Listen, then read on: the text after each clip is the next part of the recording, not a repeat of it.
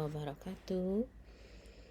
Di video kali ini Ibu akan bahas tentang pertemuan 5 mata kuliah SIM ya, Sistem Informasi Manajemen, dengan temanya Sistem Informasi Keuangan.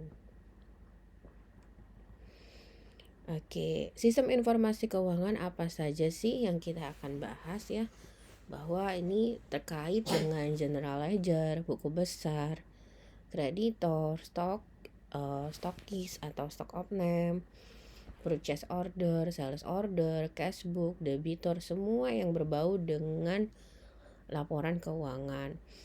Nah, sistem informasi keuangan merupakan suatu sistem dari CBIS yang memberikan informasi kepada orang atau kelompok baik di dalam maupun di luar perusahaan mengenai masalah keuangan. Nah, sistem informasi keuangan adalah suatu sistem yang bertugas mengumpulkan data dari kegiatan-kegiatan perusahaan dan mengubah data tersebut menjadi informasi serta menyediakan informasi khususnya informasi keuangan bagi pemakai di dalam maupun di luar perusahaan. Jadi semua stakeholder itu bisa untuk di dalam perusahaan dan juga di luar perusahaan. Di luar perusahaan siapa saja contohnya? Contohnya adalah investor ataupun orang-orang yang terlibat dalam memenuhi kebutuhan atau dana si perusahaan itu sendiri. Bagaimana cara kerja sistem informasi keuangan ya? Jadi datanya dikumpulkan terlebih dahulu ya, baik dari dalam maupun dari luar perusahaan, kemudian dimasukkan ke dalam database. Nah, database tersebut biasanya menggunakan perangkat lunak yang sesuai dengan kebutuhan perusahaan sehingga diproses menjadi sebuah informasi yang bermanfaat bagi pemakai. Nah, kegiatan ini merupakan manajemen ya, bagian dari manajemen dan juga manajemen keuangan dan juga termasuk sistem informasi keuangan yang berguna bagi pemakai intern maupun pemakai eksternal perusahaan.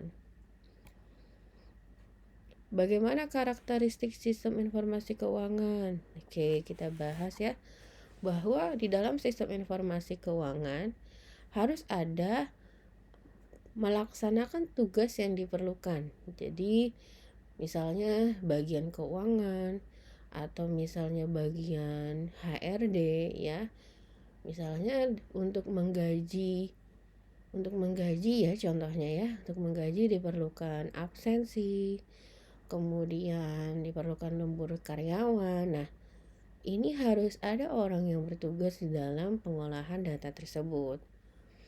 Kemudian yang kedua, berpegang pada prosedur yang relatif standar ya, mengacu pada sistem SAP ya, SAP yang ada di Indonesia. Kemudian yang ketiga, menangani data terinci, berfokus historis, dan juga menyediakan informasi bagi pemecahan masalah.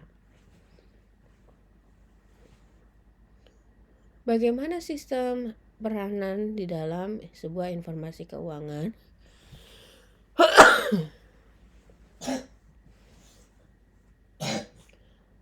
Pertama, sistem informasi keuangan harus memiliki kualitas dan mengurangi biaya dalam menghasilkan barang atau jasa, memperbaiki efisiensi, memperbaiki dalam pengambilan keputusan, dan menciptakan keunggulan kompetitif.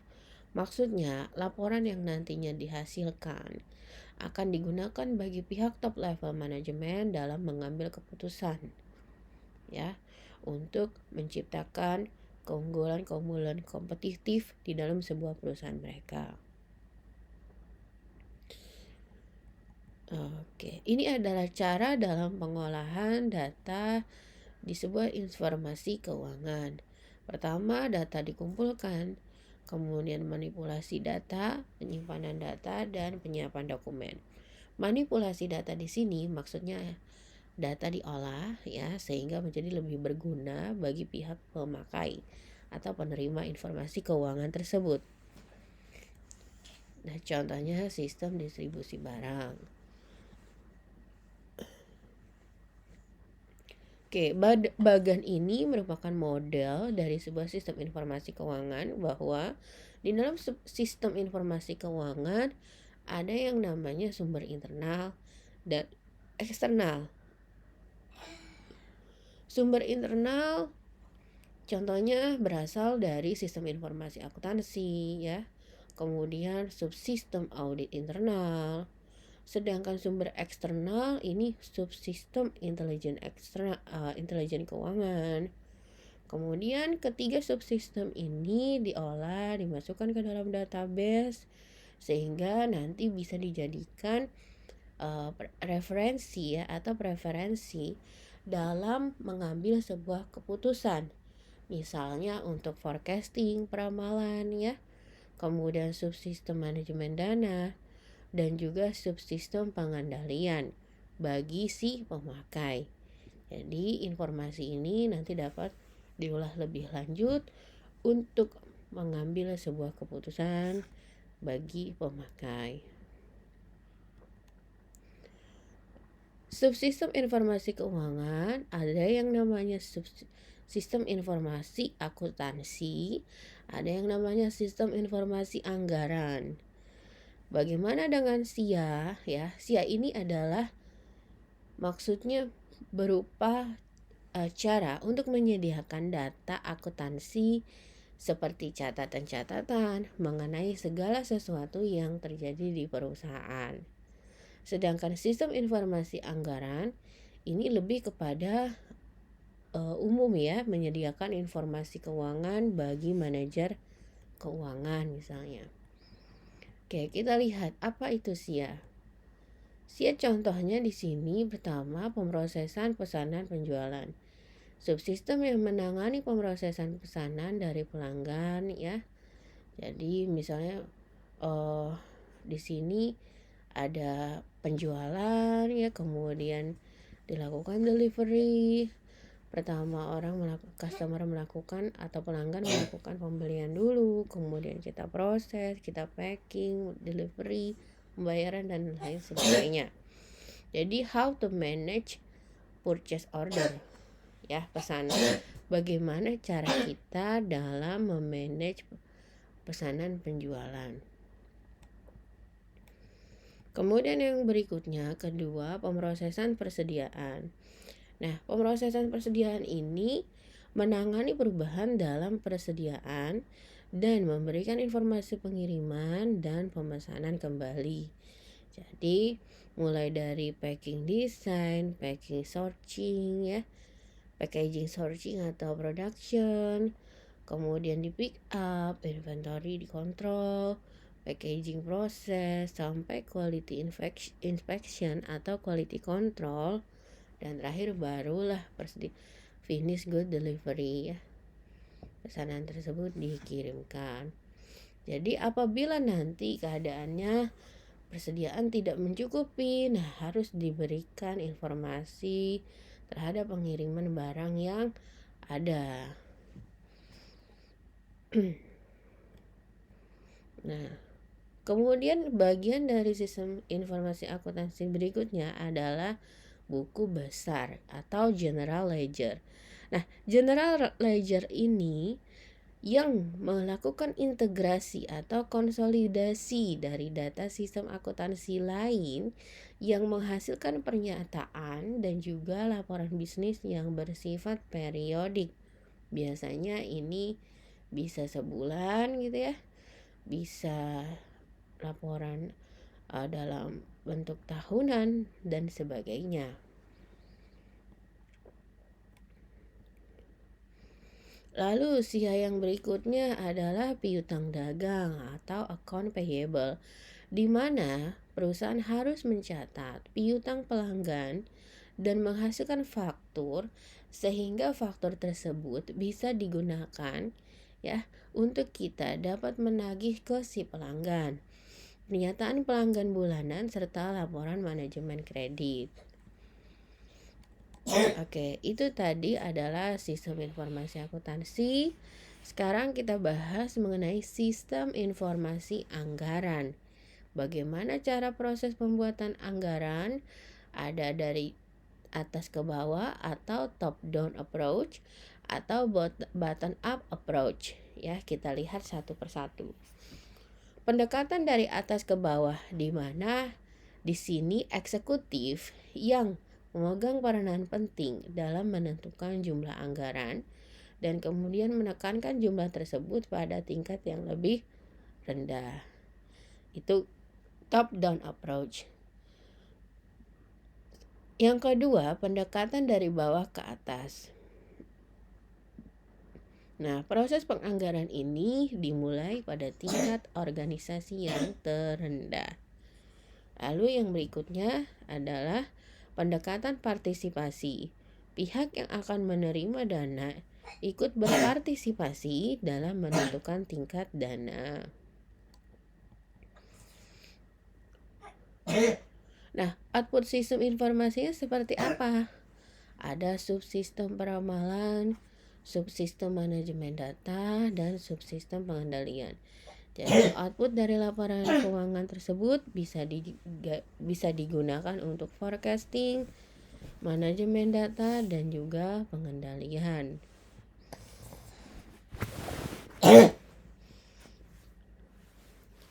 Kemudian berikutnya sistem peramalan. Nah, fakta dasarnya kita harus melihat bahwa peramalan ini adalah untuk meramalkan ya apa yang akan terjadi di masa depan tentang perusahaan. Jadi diambil sumbernya dari proyeksi data di masa lalu, kemudian keputusan semi terstruktur, dan tidak ada peramalan yang sempurna. Apa sih fungsi peramalan? Untuk melakukan evaluasi terhadap kinerja keuangan saat ini dan terproyeksi dalam sebuah bisnis. Nah, jenis peramalan ada peramalan jangka panjang, ada juga peramalan jangka pendek. Peramalan contohnya misalnya perusahaan ya ingin meramalkan berapa sih yang harus di stok kebutuhan produksinya dalam jangka waktu tertentu supaya produksinya juga tidak berlebihan di gudang ya, juga supaya tidak kekurangan. Nah, itu juga bisa dijadikan forecasting atau peramalan. Metode peramalan di sini ada kuantitatif yang bisa dihitung dan non kuantitatif. Kalau non kuantitatif, tekniknya teknik konsensus panel, metode Delphi, dan rapat elektronik. Nah, yang kedua adalah subsistem manajemen dana. Subsistem manajemen dana fungsinya membantu pengelolaan aset di dalam sebuah perusahaan seperti kas, saham dengan manfaat yang tinggi tetapi resikonya kecil. Sedangkan tujuan subsistem manajemen dana pertama harus memastikan bahwa arus uang yang masuk melalui pendapatan harus lebih besar dari arus uang yang keluar melalui biaya. Jadi tidak boleh besar pasak daripada tiang, inti dari manajemen dana ini. Dan memastikan bahwa keadaan ini akan stabil sepanjang tahun.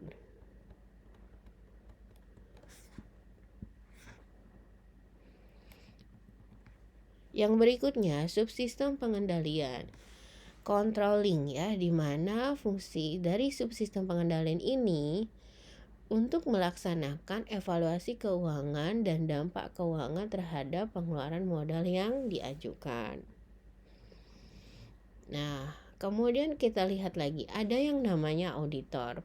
Auditor ini orang yang bertugas mencatat bukan mencatat ya, tapi dia melakukan pemeriksaan catatan akuntansi untuk diuji kebenarannya. Nah, auditor ada yang namanya auditor eksternal, juga auditor internal. Internal biasanya dia yang bekerja untuk perusahaan sendiri ya, sedangkan eksternal ini diambil dari kantor akuntan publik biasanya dan lain sebagainya. Auditor internal sifat pekerjaannya objektif, independen ya. Pengetahuan apa saja yang harus dimiliki oleh seorang auditor internal? Pertama, pendidikan, kemampuan khusus dan juga pengalaman. Nah, di sini merupakan posisi audit internal dalam sebuah perusahaan. Jadi ada dewan direksinya, kemudian CEO atau Chief Financial Officer, kemudian Direktur Audit Internal, dan juga Departemen Audit Internal. Oke, mungkin untuk hari ini Ibu cukupkan dulu ya. Ini ada latihan soal, silahkan dijawab. Nanti dijawab di room chat boleh ya. Yang bertugas menguji akurasi catatan keuangan perusahaan adalah A. Audit keuangan, B. Chief Financial Officer, C. Chief Executive Officer, D. Komite Audit, dan E. Manager. Silakan. Oke ya, cukup. Nomor berikutnya, suatu subsistem dari CBIS yang memberikan informasi kepada orang atau kelompok baik di dalam maupun di luar perusahaan mengenai masalah keuangan perusahaan adalah pengertian dari A. Sistem informasi keuangan, B. Sistem informasi manufaktur, C. Sistem informasi manajemen, D. Sistem informasi pemasaran, dan E. Sistem informasi anggaran. Silakan dipilih ya jawabannya. Lanjut. Nomor 3. Berikut ini yang termasuk ke dalam metode peramalan non-kuantitatif ya, tidak bisa dihitung, yaitu dari A. Teknik konsensus panel, metode Delphi dan rapat elektronik, B. Pengumpulan data, C. Kuesioner, D. Wawancara, E. Survei.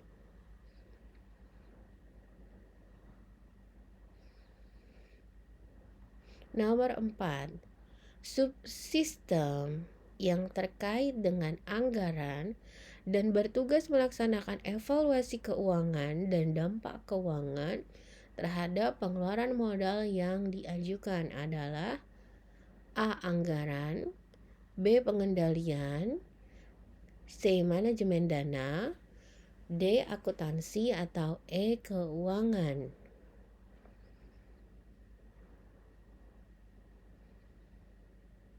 Oke, kita lanjut lagi ya. Nomor 5. Subsistem dalam sistem informasi akuntansi yang mengkonsolidasi data dari sistem akuntansi yang lain dan menghasilkan pernyataan serta laporan bisnis yang bersifat periodik adalah A. Buku besar atau general ledger, B. Piutang dagang, C. Kas, D. Pemrosesan pesanan, E. Catatan penjualan.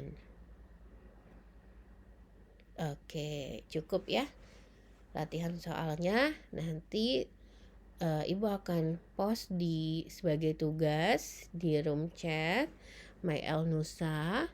Nanti kalian bisa kerjakan ya. Oke, baik, terima kasih. Ibu rasa cukup. Mohon maaf jika ada salah-salah kata.